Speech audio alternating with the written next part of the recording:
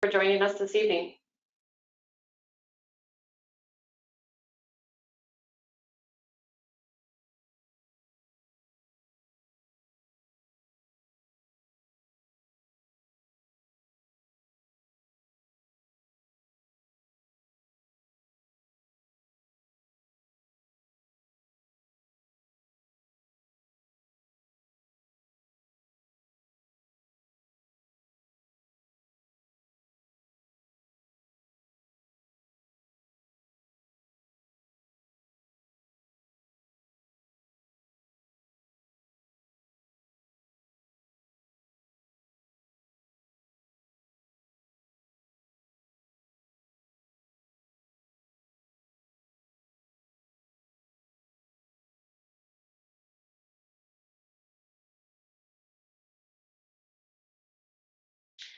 Good evening. I'd like to welcome you all to the latest installment of our aviation weather training. Today we'll be talking about warm seas and low-level turbulence, appropriate for those of you that are in areas where it's pretty windy here today. So I would like to introduce you all to our team.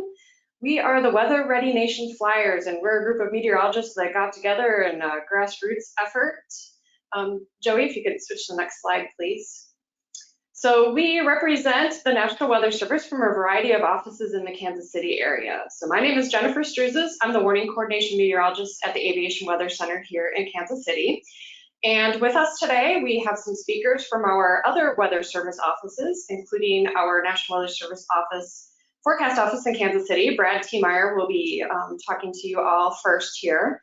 And the next up we'll have Perry will discuss additional turbulence issues, and he is also at the Aviation Weather Center. Additionally, we have Sarah from the Topeka office who will help field questions and answers. And Jeremiah unfortunately was unable to be with us today, but he is also part of the Aviation Weather Center. Joey, go ahead to the next slide and we will get started here, and I'm going to go ahead and turn it over to Mr. Brad Temeyer. Brad, take it away. Hey, thanks, Jennifer. Good evening, everyone. My name is Brad Temeyer, and I'm a forecaster here with the National Weather Service in Kansas City, Missouri. I also, in my spare time or outside the office, am a hot air balloon pilot, both initially privately rated and then now commercially rated as well. So I've done balloon events around the country and around the world, and so I want to talk a little bit about low-level hazards that may or may not necessarily be accounted for in the forecast, and how to identify the potential low-level hazard before you become impacted by the hazard. So if we can go ahead and go to the next slide. So I'm going to start with the forecast, and this is one of the products that we regularly issue out of the weather forecast offices across the country, and it's called the Terminal Area and Drome Forecast, or what we all affectionately know as the TAF. TAFs are typically issued for a 5-mile radius around the airport. So that's a plus and a minus on that, in the fact that we can get very specific about what type of weather impacts are going to be at that specific location. However, we can't necessarily include everything that's going to be impacted in the regional basis. So TAFs include surface wind information, visibility, weather, if there's any weather expected in that 10-mile bubble, obstructions to visibility, sky cover, and then we'll also mention low-level wind shear when it meets criteria. Criteria being that it has to be in excess of 30 knots of the sustained speed and within the lowest 2,000 feet. So if you have a sustained speed on the surface of 10 knots and then a wind aloft of greater than 50 knots or of over 40 knots, then we would mention that in the low, as long as that wind is in the lowest 2,000 feet. We can go ahead and go to the next slide.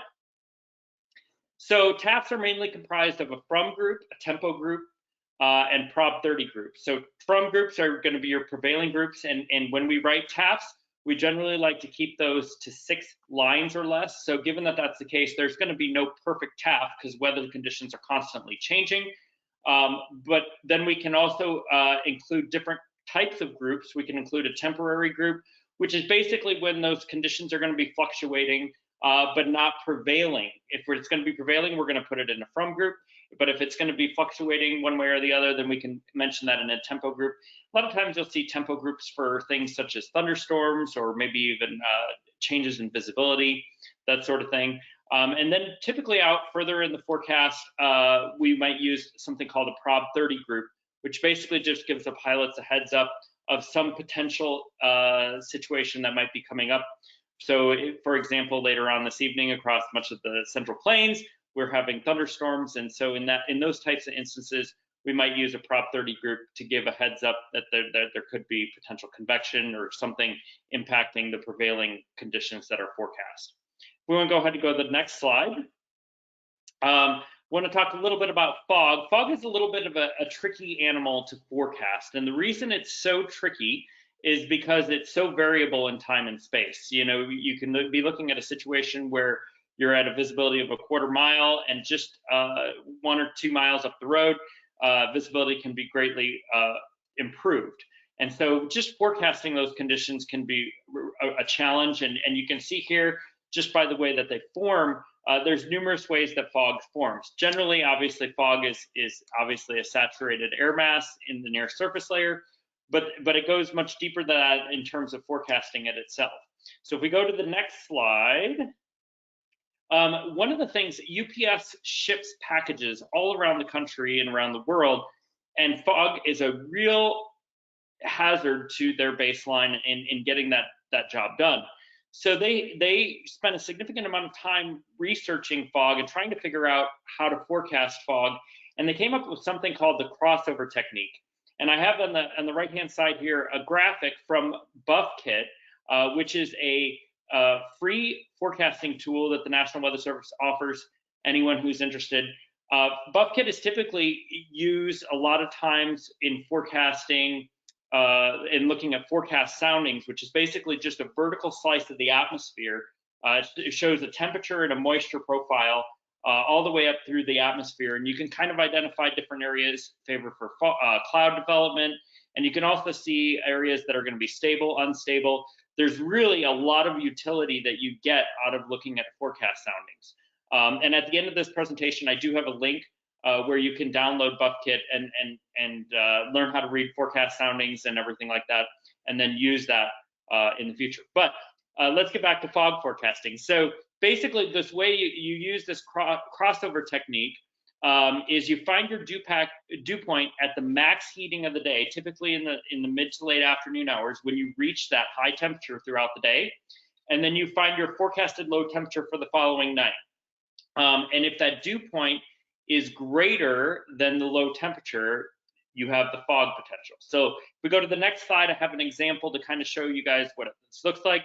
This is an example I just took off of our website. So if you're familiar with this, generally at the bottom are the older observations, and then towards the top are the newer observations. So this observations here only goes till about 7 p.m. in a particular evening. But you can see that if you look when we reached the high temperature, which was both at 3 and 4 o'clock, when we reached 46 degrees in this case, the dew point was 29 degrees.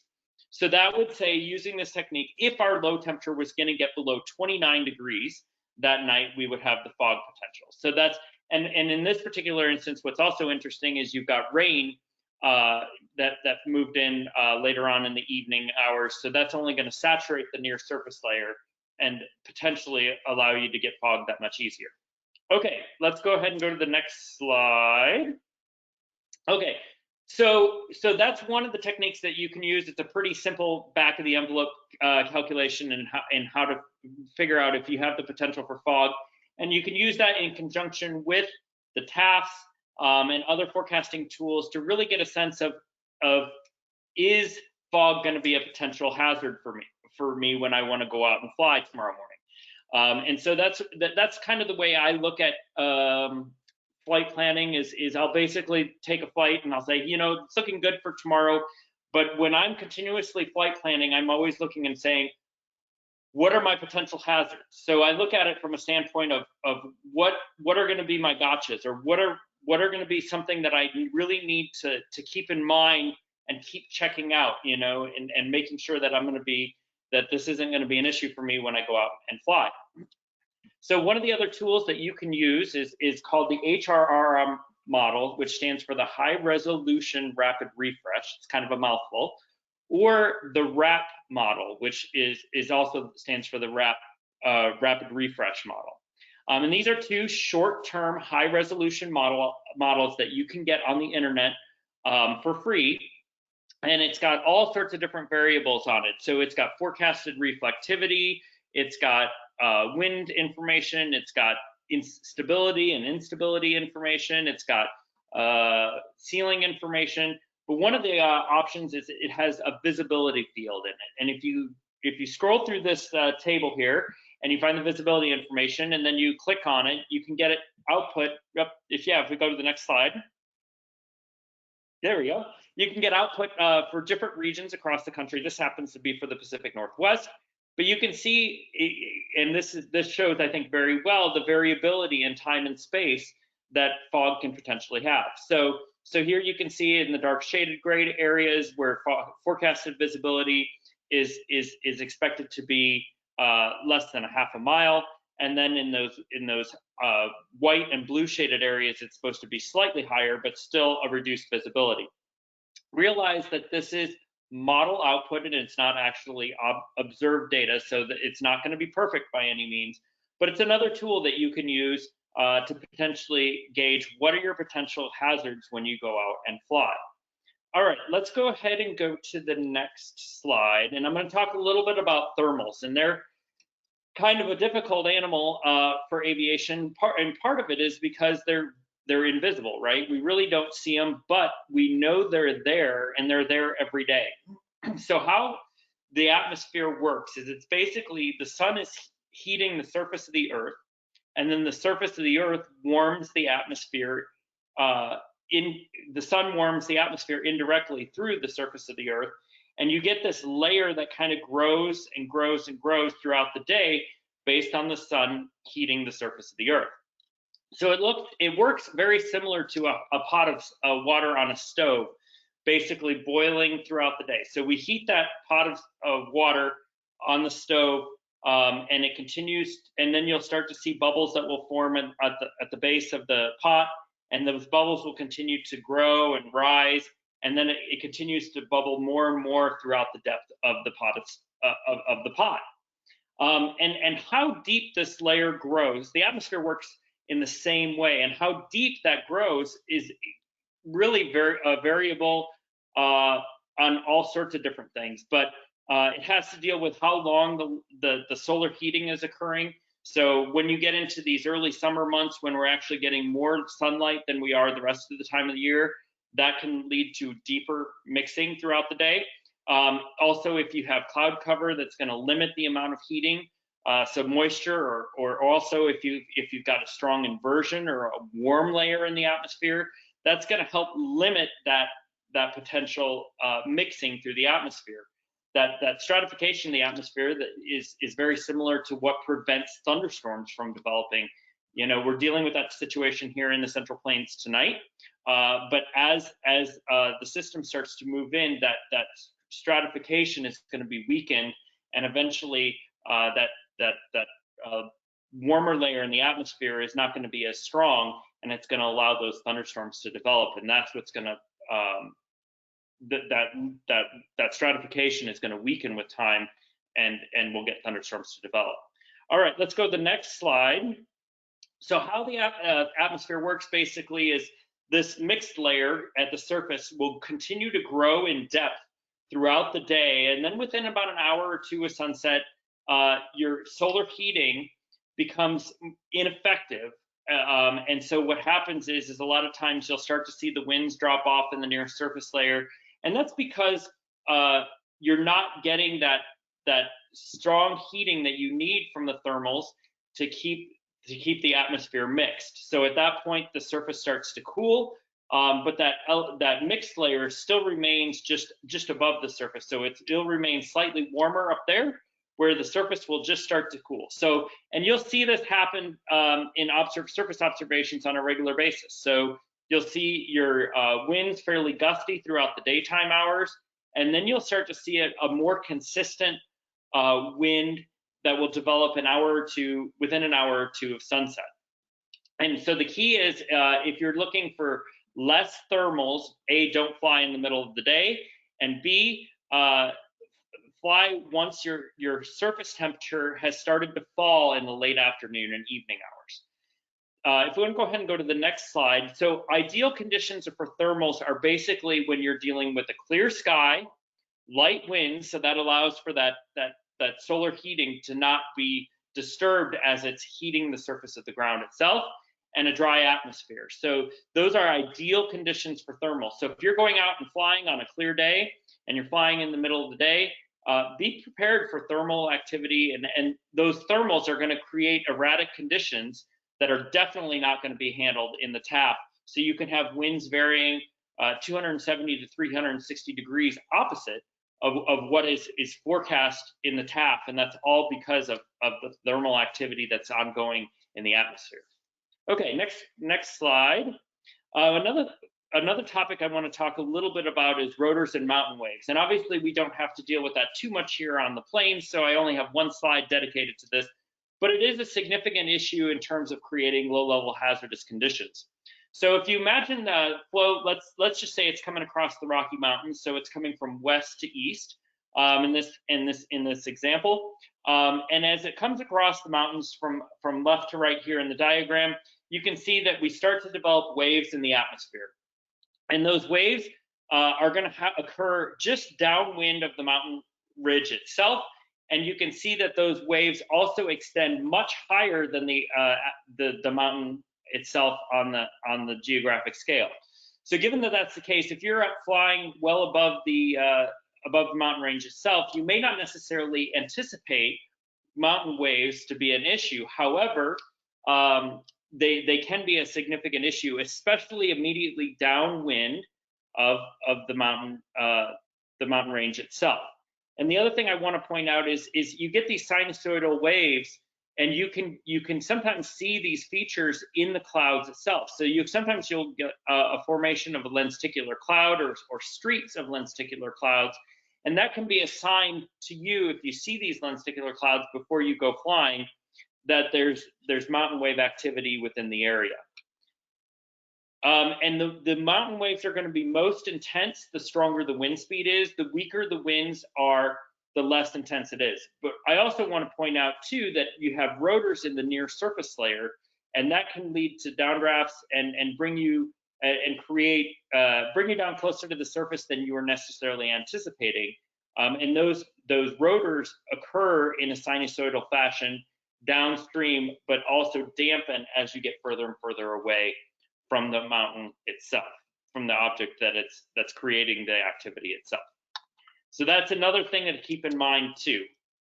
All right, here in the plains, especially in the summer months, we deal with low-level jets, and they're a significant issue as well. Basically, what's happening in the atmosphere is we've got strong flow, typically from the south, and it's being constricted within a confined area. So this is a lot of times you'll see this outlined in a TAF with low-level wind shear, but if it's not strong enough to meet that criteria that I mentioned earlier, then it's not going to be something that we're going to put in the TAF. But it would be something that we would outline in an area forecast discussion, that sort of thing. So that's another great tool that you can use to get a sense of what your potential hazards are going to be. So low-level jets are something that, like I said, that are relatively common, and they actually result in about 10 to 40% or so of the warm season precipitation. So they're really a mechanism that allows us to form nocturnal thunderstorms and that sort of thing overnight. But they basically result as you're restricting the flow due to inversions and the temperature profile of the atmosphere within a certain small layer of the atmosphere, basically right above the surface. Typically happens a few hundred feet above the surface, say up to a couple thousand feet above the surface is where you typically find the low-level jet maximum. But obviously weather is not perfect or the same everywhere, and so given that that's the case, you get these areas of convergence and where air is flowing together, and that's what leads to the thunderstorm development and the warm season precipitation that we see as a result. Okay, let's go to the next low-level jets. So like I said, they generally occur between 500 and 3,000 feet above ground level. and some different ways that you can spot low-level jets. So if you have access to AMDAR data or data from various different aircraft, that's a great way to, because you're actually seeing data live, and that is it's actually observed data. So you can get information that way. You can get information from observed soundings.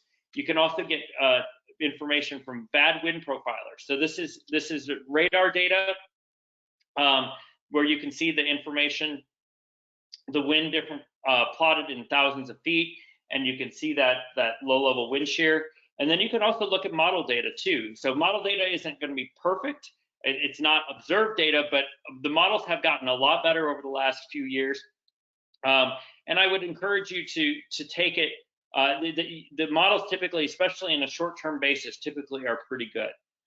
When you're looking for low-level jets, generally look just right above the surface. So the way atmosphere works, pressure is the weight of the atmosphere above you. So the highest pressure is going to be near the surface, and as you go up in the atmosphere, the pressure is less. So in this case, we like to plot our weather maps and pressure levels.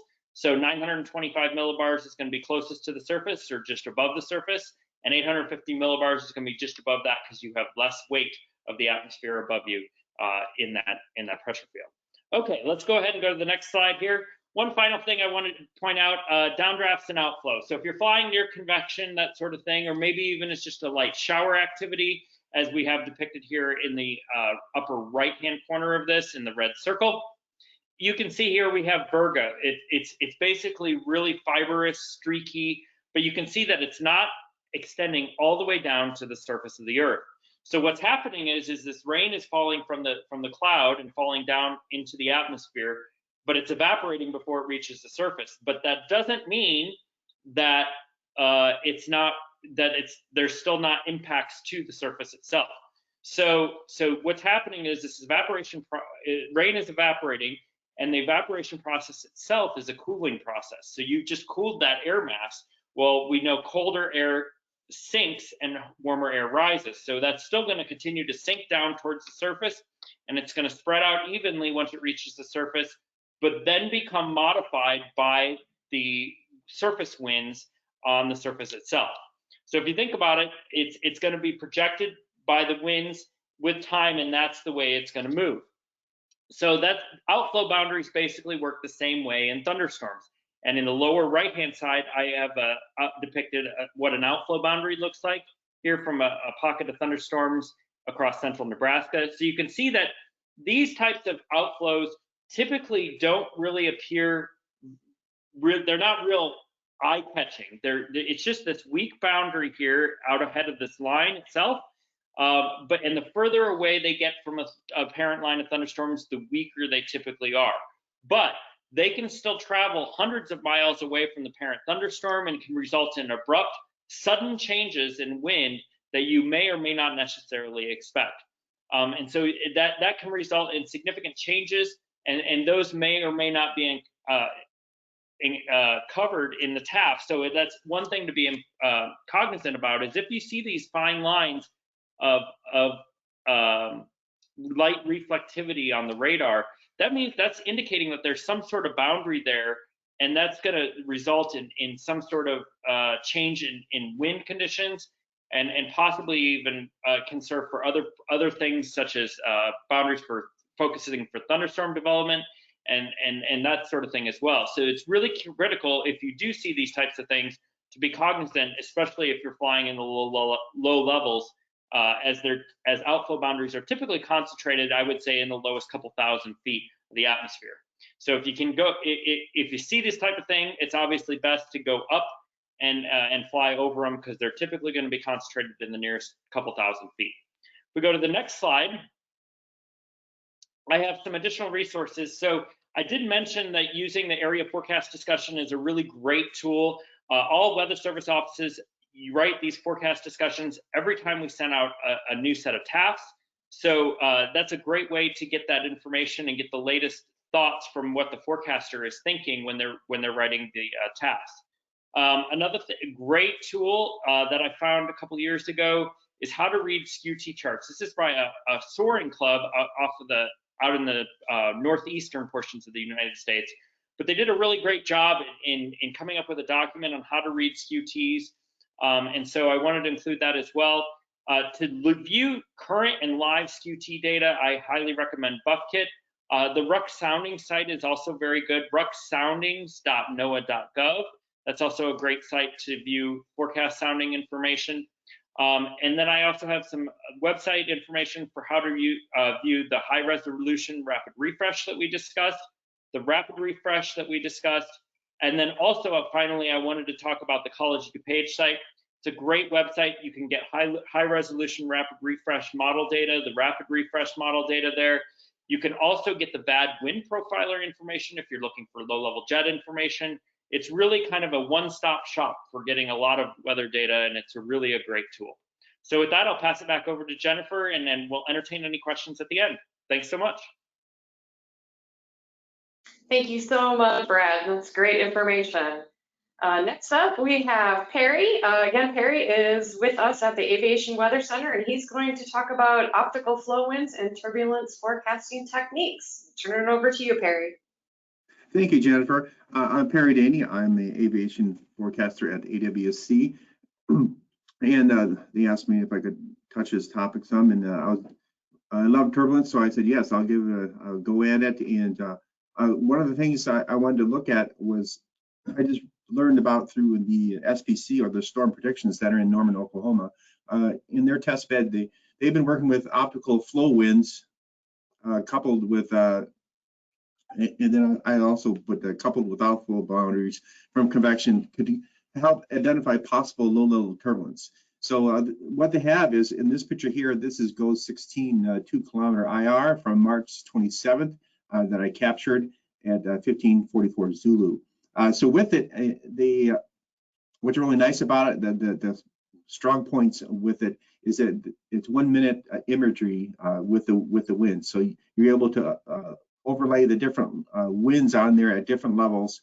And so it's awesome in that, as we always stress, to have situational awareness to keep up with, because as you know, in weather, things change rapidly sometimes. And so it's always nice to have, instead of having to wait a whole hour or 15 minutes for the next update with your winds or whatever you're waiting for. In this case, winds.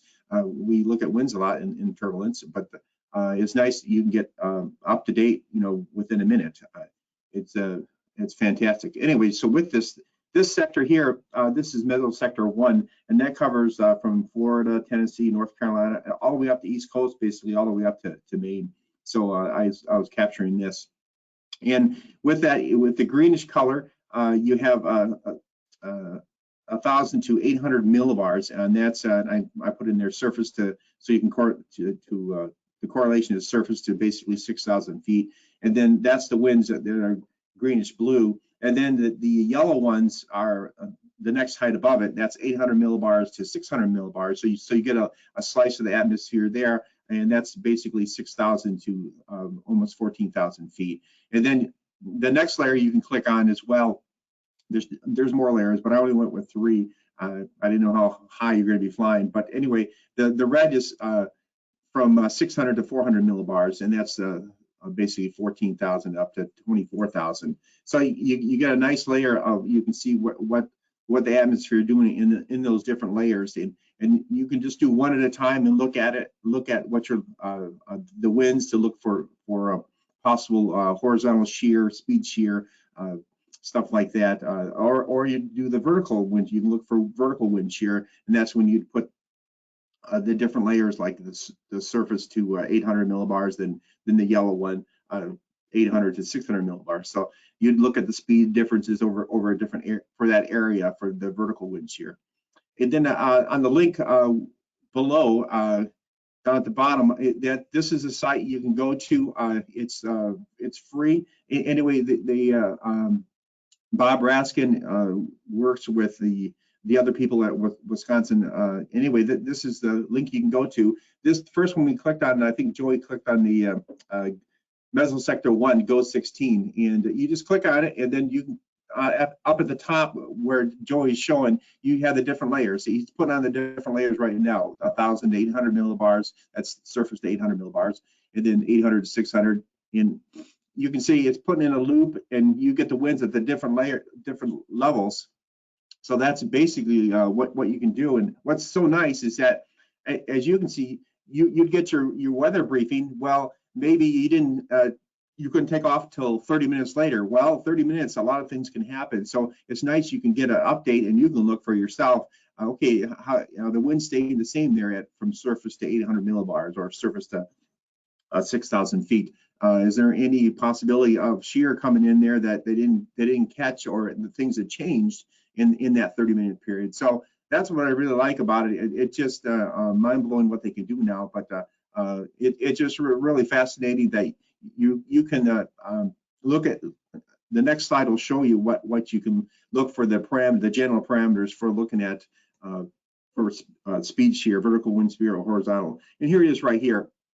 Some of the forecasting techniques for vertical wind shear on the left there. For moderate turbulence, 50 to 65 knots per 100 millibar layer. That's roughly around 4,000, 5,000 feet layer.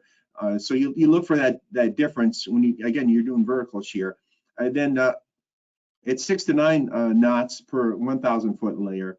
And then for severe, it's definitely higher numbers, greater than 65 knots per 100 millibar layer, and then 10 knots, greater than 10 for 1,000 foot layer.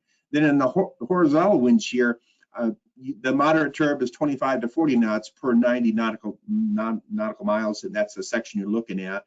And then severe turb for horizontal, that's you'd only want to look at one layer when you're doing this for the horizontal. You don't want to look at all three overlaid, so you just look at one. In this case, this one, we had optical flow winds over North Carolina, Wilmington, the CWA there, or the County Warning Area on June 15th, 2021.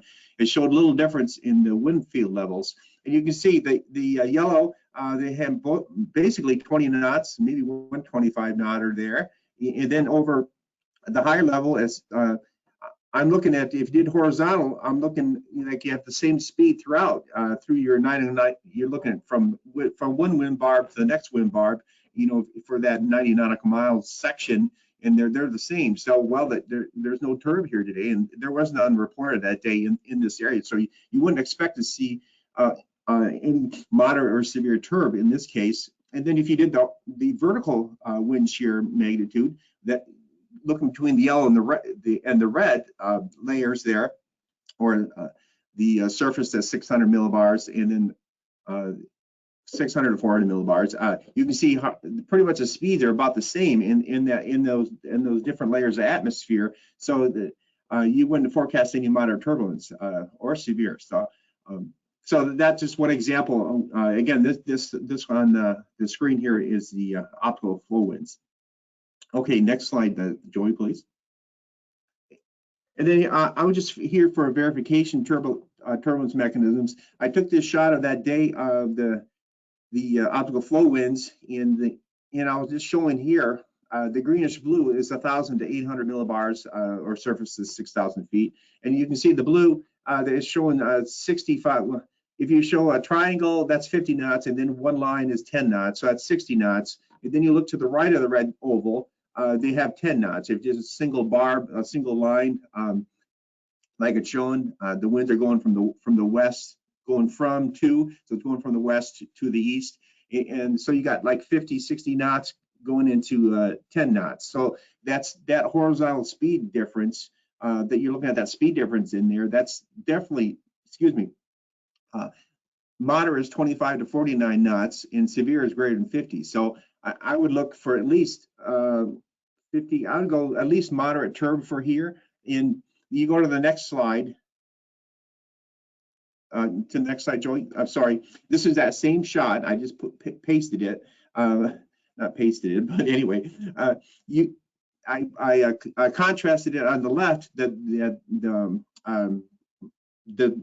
turb reports for that day. Boy, I'm getting tongue-tied here. Anyway, the pilot reports that reported for any type of turbulence, they had the ovals match up there in the middle of Tennessee, And you look at what I was saying about possible moderate turbulence, and that's what they reported at that level at 4,000 feet. That's what those symbols mean over there on the left and the left slide. As I'm sure you all know what on turbulence. So I thought it was great verification. You would look at this and say, okay, look at I see a horizontal speed shear. It looks like we should at least have moderate because we met that criteria for the general rule for moderate turbulence, and look what was reported. So if you're flying, and again, situational awareness is so key that it's critical that we as forecasters as well always take account and keep alert on things and see if anything's changed, and we look for the winds and different other indices to continue to make sure we're forecasting the right stuff, or are we over forecasting. But as always, I stress to some of the younger forecasters on being proactive and don't wait for the perfect situation, but if the dynamics line up and they're there, and don't wait to issue a warning or a SIGMET, because our job is safety. Okay, so with this, the point I was just showing is it was great verification there. And then this one, I was looking at 8 to 600 millibars, and this one, all the pilot reports reported in 3-hour increments. Again, we're on the left, and I was seeing I didn't see much of a speed shear here, horizontal speed shear, just this one layer from 800 to 600 millibars, and I didn't expect to have any type of turbulence. Anyway, the turbulence for yellow, that would be in that layer is 6,000 to 14,000, and all the reports on the left were those moderate turbulence at 4,000 feet, and then they had higher up ones at 33,000, well, light chops at 33,000, and one moderate at looks like 37,000. So they didn't have anything, no moderate reports at that level. So I thought it was great verification. Again, you can look at this when you would bring that up wherever you're going to be flying to. Okay, next slide, please, Joey. And then the other one, I thought Brad did a fantastic job on his section on the low-level turbulence and the outflow boundaries. This one I captured, I borrowed from Hastings Forecast National Weather Service in Nebraska, and they captured this. This is back in June 24th, a while ago, 2009. It was on the mid-afternoon. So here you have this big clusters of thunderstorms, and then you can see the big circle around it, the big ring. That's pretty amazing, but that's all those outflow boundaries from the thunderstorms, excuse me. So with that, Brad was talking about you can have possible turbulence with those, and they reported that day gusts up to 50 to 60 miles per hour from those outflow boundaries, from the thunderstorms along those outflow boundaries. So you have all those outflow boundaries, and then I have on the top left, the top right, the local surface winds. They come in that way. They could be parallel, or they could be coming just like they are, like I'm showing there. And that's the point of you want to be looking for. You're going to have some type of convergence on those outflow boundaries with those winds, but you may even have more if you can look. I think if you that tool of looking at the optical flow winds, you'd look at those as well, and you could compare. Okay, look, I have other winds coming here. That's going to be, those two areas are going to meet, and I got 50 knots here and 20 knots coming also. It's just going to enhance your speed convergence. But anyway, I thought that was really key areas to look at with thunderstorms, with your outflow boundaries, as Brad had mentioned. And then the other thing that mentioned, you can also get on the bottom right, you can see the secondary outflow boundary. So you got one outflow boundary, that big circumference one, and then the secondary one came in. So that can also, with those two boundaries converging, it can create, again, another area of convergence, and also you'll have a line of thunderstorms typically will possibly form with that convergence. Next slide there, Joey, please. And basically, the general rules of thumb, looking for wind shear long and outflow boundary from the convection. Definitely look for that. And then surface and upper level winds coupled with your outflow boundary greatly increases your potential for confluence or convergence. And again, look at your optical flow winds. Look at your winds on the surface. And if there's an outflow boundary from the thunderstorm in the morning and it's still persisting in the afternoon, as Brad had mentioned, they can last a long time. Stay away from the region. And then, as always, keep good situational awareness for potential low-level turbulence. The optical flow winds are excellent, and they're done in 1 minute intervals, as I mentioned before. And what a better way to keep on top of the situation, the weather that changes so rapidly, and that way you're not caught in a position where you don't, in some area where there's you're going to get possibly hurt. Anyway, I want to thank everybody for allowing me to present this, and thank you, and I'll give it back to Jennifer. Thank you so much, Perry, for sharing your expertise. Turbulence forecasting is very tricky, so when you have someone that's extremely passionate about it and really loves doing it, we really appreciate you, appreciate what you can contribute.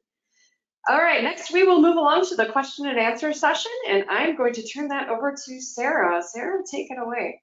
Okay, good evening, everyone. I've seen a lot of good questions on here, and hopefully we've gotten to most of them, it looks like.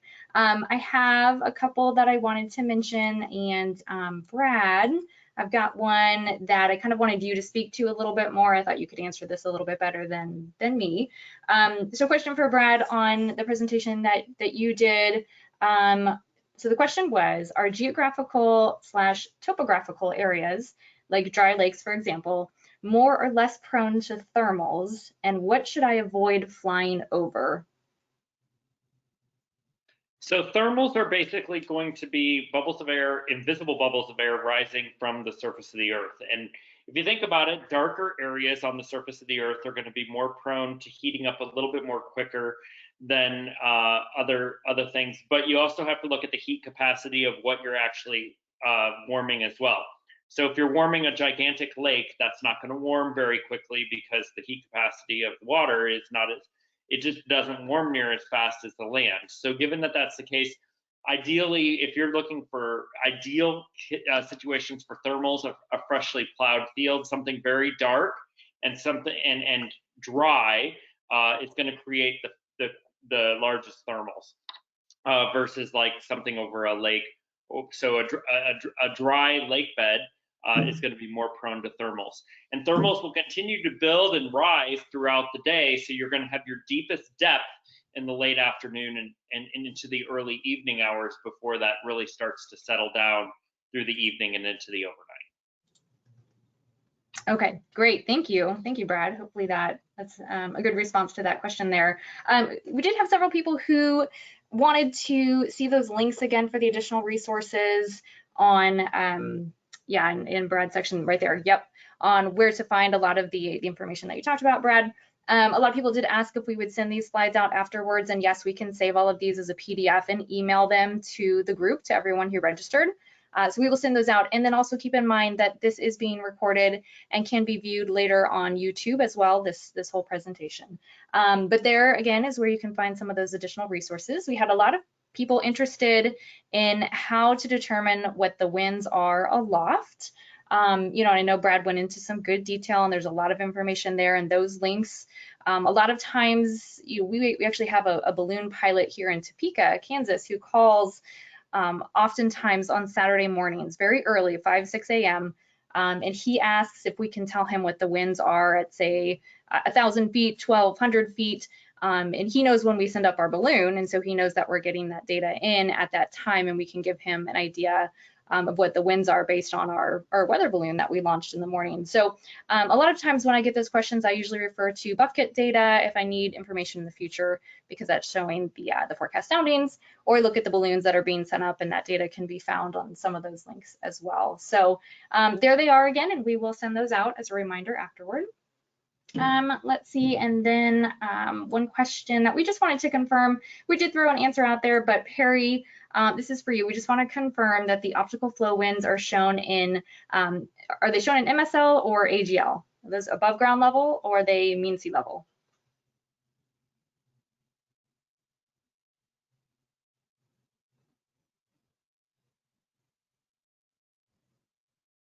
Yeah, sorry about that. I was trying to get the right buttons here clicked. I'll make sure I'll contact Rob or Bob or Robert Raskin, and I'll make sure. I'm pretty sure that I think they're in MSL. So, but I'll re-verify that, and I'll definitely let you guys know. Okay, excellent. Thank you, Perry. We've got a few more questions. A few more questions coming in.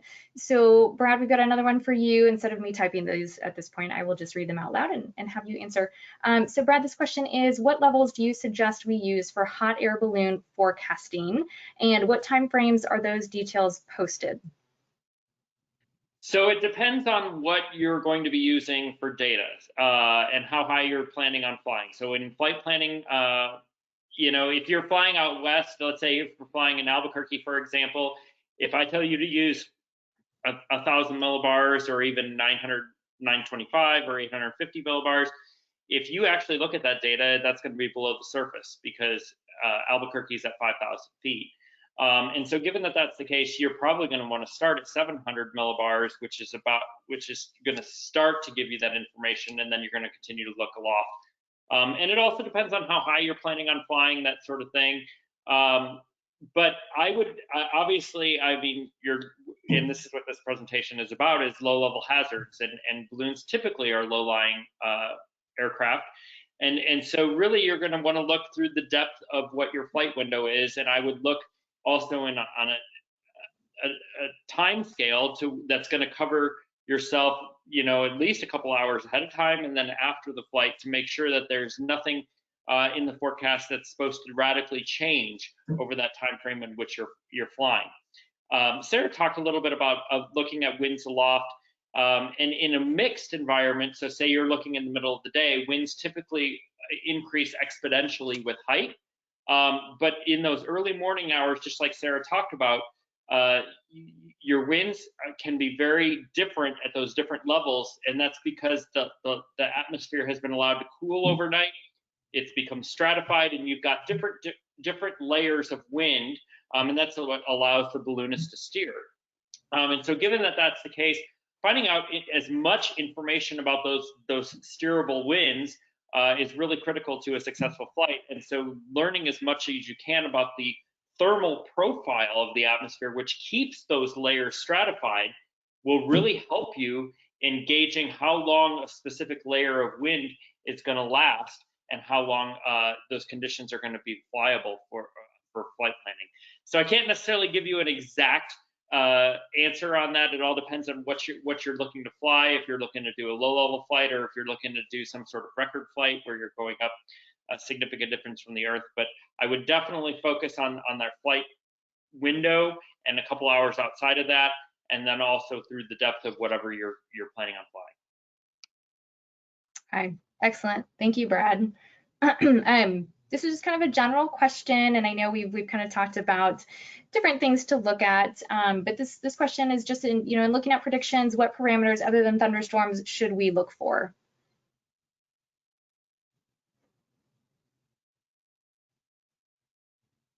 Could you repeat the question one more time, Sarah? Sure. Oh, yeah, sorry about that. So it's kind of a general question.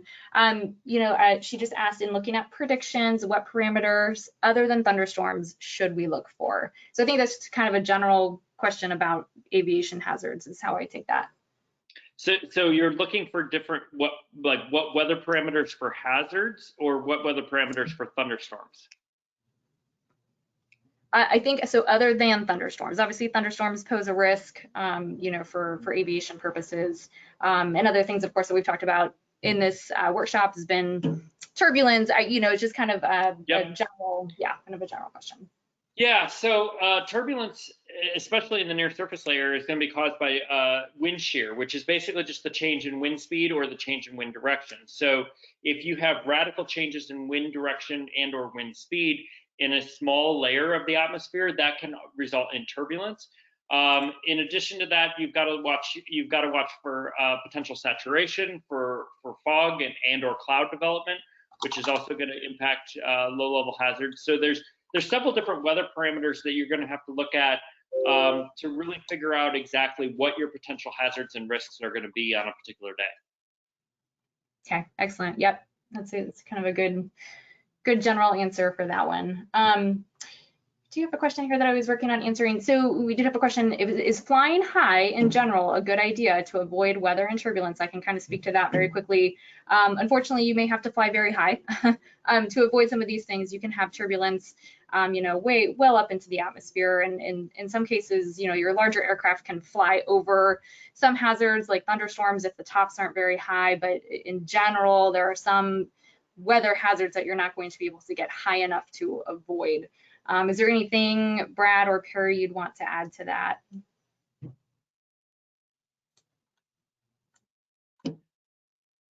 What I would add is that, you know, just flying high doesn't necessarily mean that you're going to avoid everything. You're still dealing with disturbances, even in the mid and upper levels of the atmosphere, that you're going to have to watch out for. So whatever flight level you're looking at, still be cognizant of what's out there. You know, if you're going up as high as the upper level jet, you're going to still be dealing with concerns of the upper jet. That's still, and I think we've all felt it as we're flying in fixed wing aircraft, where you get into clear air turbulence or chop, and that's due to the differences in wind speed and wind direction, that sort of thing, at the various different flight levels. So given that that's the case, it's still something that you need to be cognizant wherever you're flying. Yeah, definitely. I feel like this is a good question, just kind of a good general question about lapse rates. Joseph wanted someone to elaborate a little bit more on lapse rate and what rate would indicate somewhat stable air.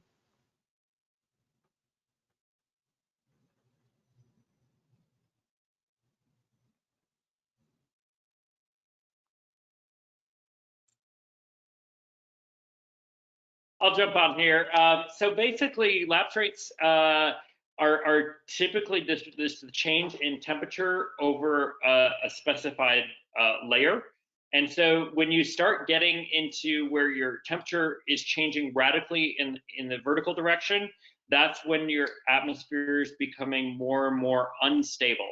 So what you're looking for is a small change in temperature over 1,000 feet, say less than 7 degrees Celsius or even 6 degrees Celsius per 1,000 feet in elevation would indicate more of a stable situation, where if you get greater than that, then you're getting much more unstable.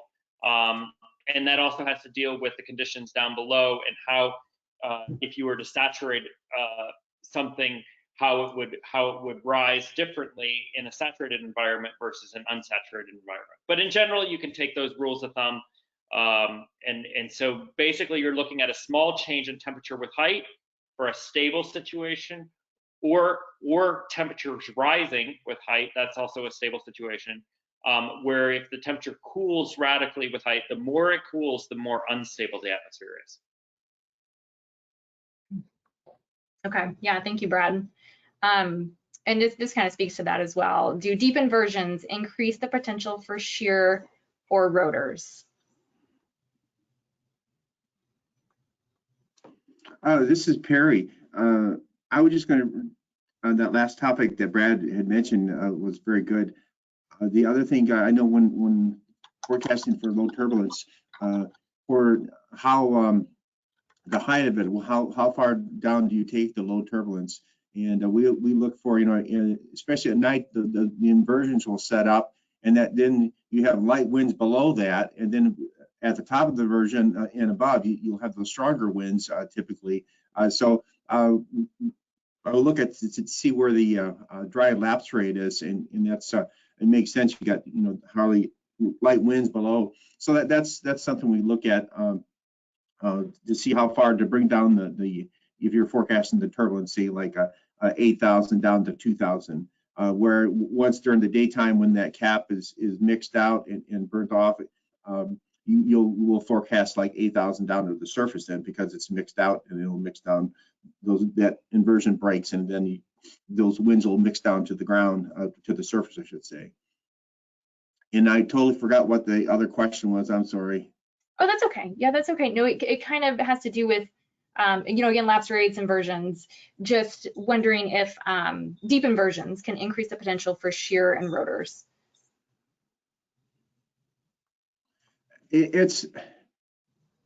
You're going to have different think about with the Rockies. At most of the mountains in the Rockies are going to, your surface is not like what we have here. It's going to be at 10,000 feet. So you have to look at that as well. So you can't look at the when you look at the soundings at at 1,000 millibars, because that's going to be into the mountains. So we look at where that inversion is set up. That critical layer is set up typically over the a loft above the mountains, and we'll look to see where that is. And then, excuse me, there's an excellent paper by Dehne and Duran. I think it was in 1985. Anyway, it's on AMS articles, and he talks about the rotors that form under those trap leeways that are formed. But if you get the perfect situation where you get the subcritical transition, that flow over the mountains, and it creates a subcritical to supercritical flow, and that helps to, when you get that couplet forming of downdrafts and updrafts, and that you get that perfect couplet forming, and then that the supercritical flow that develops, then you'll get those potential for those hydraulic jumps to form in the upper atmosphere, like Brad has mentioned before on rotors and that. I hope that answered it, but that's a difficult topic. Anyway, I'll pass it on to Brad, or back to you. I'm sorry. Okay, yeah, no, I think that was good. Yeah, sounds great. There's some questions about buff kits and how valuable that tool can be in evaluating turbulence in the low levels. Obviously you can see the wind difference as you go up there. But any other kind of details in terms of how buff kit can be used to evaluate turbulence? This specific question has to do with the eastern portion of the Great Lakes area, specifically Lake Erie. So there's lots of, buff kit has like an infinite amount of utility, I guess, in determining stability of the atmosphere and low level hazards and turbulence. You can look really clearly. It will show the wind profile along the right hand side of buff kit itself. You can see and identify areas of wind shear, whether it be change in wind direction or change in wind speed that can result in turbulence. In addition to that, there's a different tool, just like the fog product that I showed, where you can look at lapse rates through the layer. So you can look at different layers through the atmosphere, and you can start to identify layers that are going to be unstable, conditionally unstable, or stable pretty quickly and easily throughout your flight window when you're looking at different things. What I also like about buff kit is you can turn it on to different, so it can be displayed in millibars, it can be displayed in feet, and it can also be displayed in meters. So given that that's the case, you can look at your projected sounding over the atmospheric layer within the flight window that you're looking at, and use the units that you're using as well. So it really is, I think, very, it takes some, I'll say this, atmospheric soundings are not simple by any means, but I do think that this how to read a SKU-T chart is really, really helpful if you start to break it down, start very simple, and just continue to digest it. It's something that's going to take a little bit of time to digest, but once you get it, the power and the utility of it is huge in determining exactly how the atmosphere is going to behave. I don't know if I answered the question specifically. Maybe Perry can add some additional information as well. Barry, do you want to take a stab at that? Anything else to add? The only thing that came to my mind is being married into a dairy farm family. That not that has anything to do with weather, but actually I would forecast the weather for my father-in-law all the time. But anyway, in upstate New York, the Binghamton National Weather Service office, the Sioux there, Michael Evans, he's no longer there, but they have a program where they'd get lake effect snow all the time up there coming off the lakes. Anyway, they put the data in, and they were able to come up with, working with the ITs and other people there. But anyway, the bottom line is that they could put these different parameters in and then pull from the different stored cases that happen, at this certain fetch, with this westerly wind or northwest wind, typically you need, but anyway, that the stronger the fetch, they look at the wind direction, they put other parameters in there, and then the model would put out, okay, they looked at what the previous one had done, from this year, that year, and then it'd kick out well, typically this is where you're going to have that lake effect band set up, and so I'm sure the Buffalo probably has something with that, since that's another lake effect snow country there as well. So I would think reaching out to them, they probably would have a great idea, as well as what Mike Evans had done with this office there in Binghamton for lake effect snow. I hope that helped. Okay, sounds great. Thank you, Perry. We do just kind of have, in general, a lot of questions about BuffKit and SKUTs, and how to interpret that information and how that information can be used. And I know we've talked quite a lot about that. And you can see the link to download that. There should be more information available online in terms of how to use it, and more than likely some simple training options out there as well. It is about 7 o'clock. We have a couple more questions in here. I think at this point we will get to these questions here. We can type the answers, or we can send emails afterwards. So we should probably go ahead and wrap it up since it is top of the hour. Unless there's anything else anyone would like to add on the panel here.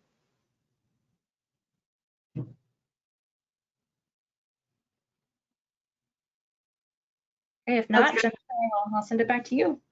Sounds good, Sarah. Just a couple other things I wanted to cover here real quickly before we wrap up today's session.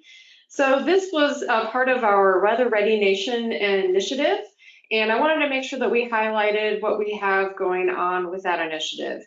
So Weather Ready Nation is all about, as the name implies, being weather ready. So whether your organization, a business, a school, place of business has for weather preparedness, and as far as being ready for any weather that comes at you, and also any plans for your resiliency after a weather event impacts you. If you're interested in learning more about this program and becoming a Weather Ready Nation ambassador, please go to our website, weather.gov/WRN, and you can learn more about that program and how to get set up.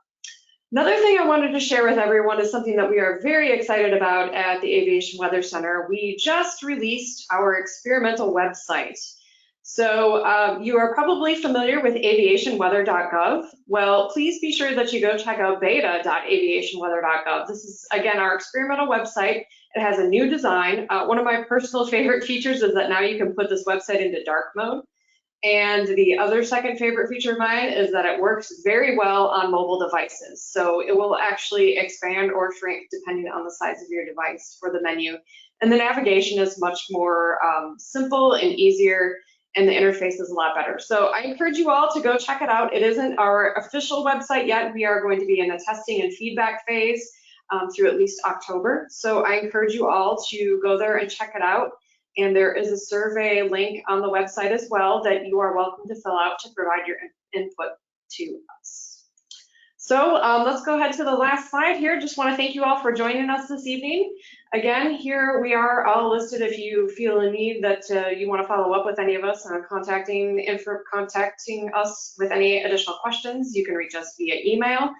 Again, this is all part of our Flyers team. We also have a Flyers web email address, which is listed on there as well, and you can also find us on social media. Finally, I would like to say the one person that hasn't been mentioned on here anywhere is Joey, who you've probably heard us refer to, so shout out to Joey for driving this technical side of everything for us here this evening.